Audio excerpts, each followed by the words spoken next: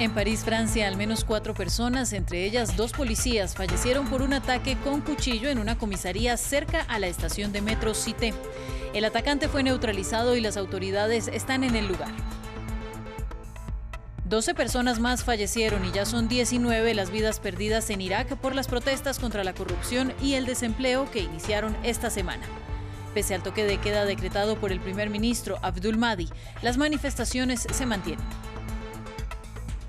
El primer ministro británico Boris Johnson se mostró positivo sobre un acuerdo con la Unión Europea. Dijo que están en camino de resolver los problemas para un Brexit negociado, aunque la vocera de la Comisión Europea dijo que falta más trabajo del Reino Unido. El opositor Jeremy Corbyn insistió en que Johnson no logrará el pacto. Tenemos una noticia de última hora. Al menos 4 personas, entre ellas 2 policías, murieron y una mujer policía resultó seriamente herida en un ataque con cuchillo en una comisaría cerca de la estación de metro Cité en París. El atacante fue neutralizado y la estación fue cerrada por la policía. Aún no se conocen más detalles de víctimas. Nos trasladamos a Irak porque continúa por tercer día consecutivo la violencia entre la policía y los manifestantes, que rechazan la corrupción, el desempleo y la falta de servicios del gobierno. Según las autoridades, hasta el momento hay 19 fallecidos y más de 800 heridos. Tatiana Suárez nos amplía en el siguiente informe. A pesar del toque de queda impuesto por las autoridades, los iraquíes dicen que no darán marcha atrás en las manifestaciones que hoy cumplen 3 días consecutivos. Incluso con el toque de queda, juro por Dios que no nos retiraremos. Exigimos nuestros derechos más simples. Veo esto y recuerdo que nos estamos sacrificando por nuestro país. Llamo a la gente a que salga a protestar no solo por ustedes mismos, sino por sus hijos. Los cientos de manifestantes protestan contra las políticas del gobierno, denuncian desempleo, corrupción y la carencia de servicios básicos. Lo que inicialmente empezó siendo una protesta pacífica, ahora es un incontrolable caos. La zona más violenta hasta el momento son las calles de Bagdad, donde los enfrentamientos ya han cobrado vidas y han dejado a cientos de personas heridas. Los manifestantes denuncian uso excesivo de la fuerza por parte de las autoridades. Queremos cambiar el régimen, pero están atacando a la gente. Le han hecho cosas a nuestra gente, nos golpean y nos humillan. ¿Qué hicimos? ¿Somos terroristas? Estamos aquí para reclamar nuestros derechos. El primer ministro Adel Abdul Mahdi meses atrás había prometido trabajar en una propuesta para mejorar las opciones de trabajo para los recién graduados, así como prometer mejorías en los servicios básicos. Los iraquíes dicen que seguirán protestando hasta que haya una solución concreta a la situación. En el Reino Unido, el primer ministro Boris Johnson dijo ante el Parlamento que la solución para un Brexit con acuerdo está en camino y que Bruselas reaccionó positivamente a sus propuestas. Johnson le dio la bienvenida a una comunicación que llamó constructiva con los líderes europeos, pero insistió en que, aunque espera que la salida sea pactada, la única forma de negociar es que no se incluya el polémico backstop o salvaguarda que busca evitar una frontera dura entre la República de Irlanda e Irlanda del Norte. Como he enfatizado una y otra vez, no puede haber un camino hacia un acuerdo con Bruselas, excepto reabriendo el acuerdo de retirada y reemplazando la denominada salvaguarda irlandesa. Mientras estoy aquí hoy, estamos lejos de una resolución. Es mérito de nuestros amigos europeos aceptar la necesidad de abordar estos problemas. Por su parte, el líder laborista Jeremy Corbyn criticó duramente las propuestas del primer ministro y dijo que están condenadas al fracaso. Lo que tenemos es una mezcla de medidas que han sido rechazadas antes. Pondrán en riesgo el acuerdo del Viernes Santo y hundirán los derechos y protecciones de los trabajadores, los consumidores y nuestro preciado medio ambiente. Estas propuestas poco realistas y dañinas, como creo que el primer ministro sabe completamente, serán rechazadas en Bruselas, en esta Cámara y a lo largo de este país. Estados Unidos ha anunciado que el 18 de octubre impondrá aranceles del 10% a aviones de Airbus y de 25% a productos europeos como el vino francés, el queso italiano y el whisky escocés de Malta. Este hecho se produce después de que la Organización Mundial del Comercio determinara que Airbus había recibido injustamente subsidios que afectaban a su rival estadounidense Boeing y autorizara tarifas hasta por $7.500 millones. Es la mayor disputa en la historia de la Organización Mundial del Comercio. Ahora se decide que Washington puede apuntar a bienes europeos por valor de 7.5 mil millones de dólares. El caso involucra un enfrentamiento de 15 años entre los rivales Airbus y Boeing, pero el presidente de los Estados Unidos se apresuró a tomar el crédito por la victoria. La OMC ha sido más buena con nosotros desde que soy presidente, porque entienden que los que están robando a Estados Unidos no pueden salirse con la suya. La decisión llegó un año después de que la OMC dictaminó que Europa había ayudado ilegalmente al gigante de la aviación Airbus con subsidios para aventajar a su rival estadounidense Boeing. Pero la administración Trump dice que no limitará sus aranceles a la industria aeroespacial y que a partir del 18 de octubre apuntará a productos de la Unión Europea como quesos, aceite de oliva y whisky. La medida amenaza con tensar aún más las relaciones comerciales entre los Estados Unidos y la Unión Europea luego de la escalada de aranceles estadounidenses sobre el acero y el aluminio. El presidente de la Comisión Europea, Jean-Claude Juncker, ha amenazado con una respuesta inmediata. Si alguien impone aranceles a nuestro sector de aviación, haremos exactamente lo mismo. Exactamente lo mismo. Un funcionario comercial de Estados Unidos dijo que eso sería ilegal según las normas de la OMC. Pero Bruselas tendrá la oportunidad de tomar represalias en unos 6 meses. Para entonces se espera que la Organización Mundial de Comercio decida cuánto puede imponer la Unión Europea en aranceles de acuerdo a otro fallo ya emitido en contra de Boeing. El primer ministro ruso, Dmitry Medvedev, se encuentra en La Habana, Cuba. Su visita es de la más alto nivel desde el paso del presidente Vladimir Putin por la isla en 2014.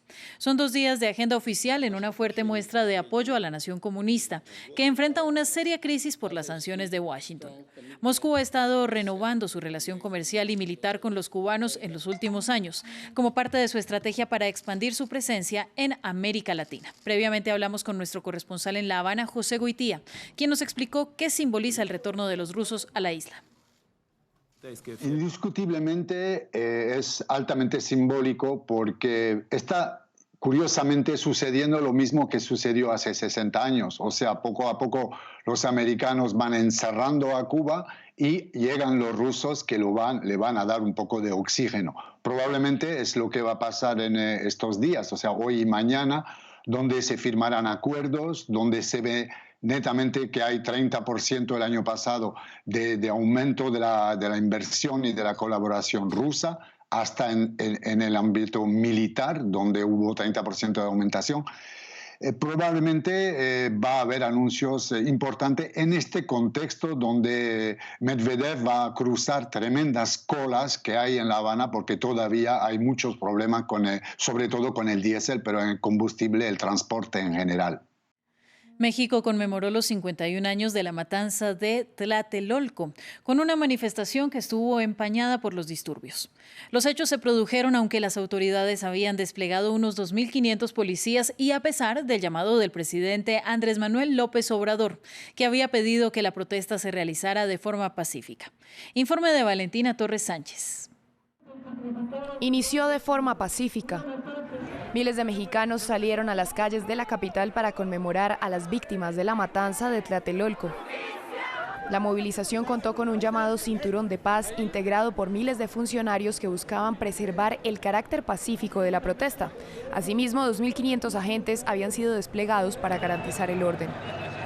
Retomar la historia, el movimiento histórico que se vivió en aquel tiempo sobre la lucha de este conflicto de interés entre el gobierno de aquel momento y la lucha social que se presentó aquel 2 de octubre del 68. Entonces es parte de seguir manteniendo pues, los movimientos sociales vigentes, ¿no? Creo que a los 51 años de represión de una marcha estudiantil debería de haber más visibilidad y apoyo a todos los estudiantes, el cual no recibimos. Sin embargo, en algunos puntos la manifestación se vio empañada por actos vandálicos realizados por personas con el rostro cubierto. Vidrios rotos, paredes pintadas y enfrentamientos. La policía usó gases lacrimógenos para dispersar a los ciudadanos. La movilización se llevó a cabo entre el sector de Tlatelolco y el icónico Zócalo de la capital. Los ciudadanos conmemoraban los hechos ocurridos en 1968, cuando se registró una matanza en medio de una protesta estudiantil que fue reprimida. En ese momento los mexicanos se manifestaban contra lo que calificaban de autoritarismo del gobierno. Las organizaciones civiles estiman que unas 300 personas fueron asesinadas. Las autoridades solo reconocen alrededor de 40 víctimas. Seguimos en América Latina, esta vez en Honduras. El presidente Juan Orlando Hernández rechazó las acusaciones de un fiscal de Estados Unidos, quien lo señaló de recibir millones de dólares en sobornos de capos del narcotráfico, incluido el mexicano encarcelado Joaquín El Chapo Guzmán. Hernández publicó en su cuenta de Twitter un mensaje y calificó los señalamientos de falsos. El fiscal habló en el marco de un proceso contra el hermano del presidente y congresista hondureño Juan Antonio Hernández, arrestado en un aeropuerto de Miami en noviembre de 2018 por conspirar para importar cocaína a Estados Unidos y por otros delitos.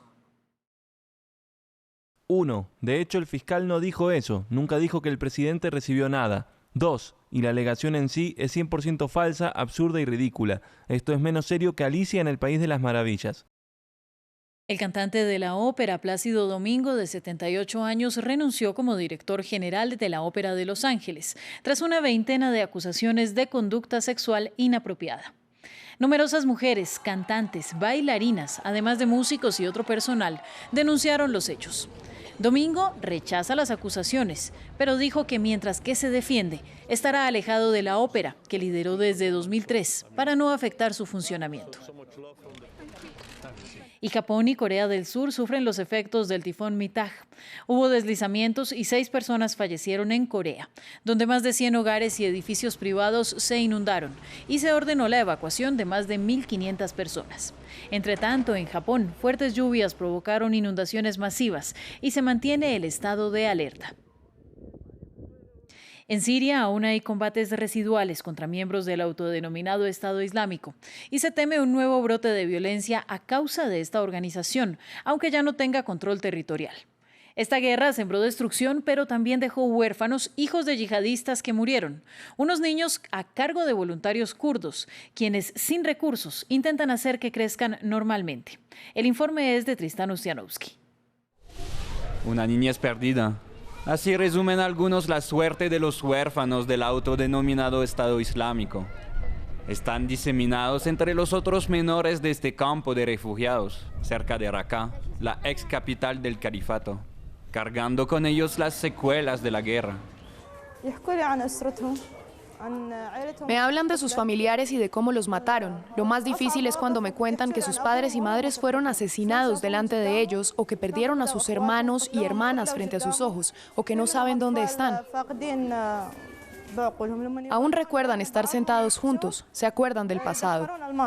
A estos niños traumatizados por la violencia, los cuidan de manera voluntaria unas desplazadas que residen en este lugar administrado por las autoridades kurdas, como Suad o Sara, viuda a causa del conflicto.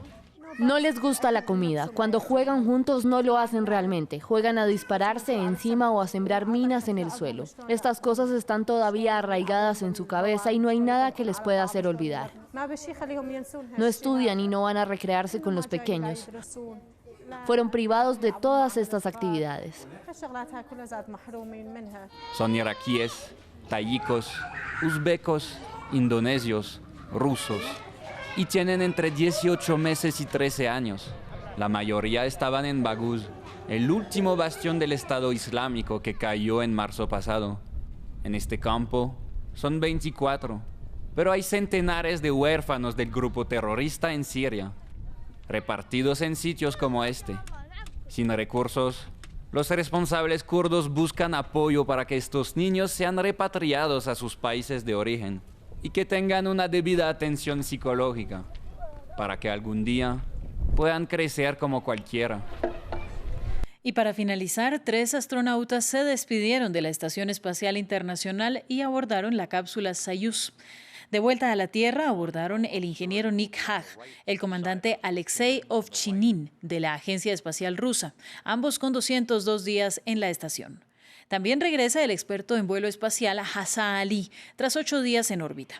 Un recorrido de 3 horas antes de que la cápsula aterrizara con éxito, ayudada por un paracaídas en Kazajistán. Llegamos al final del informativo. Usted continúe con nosotros. Esto es France 24.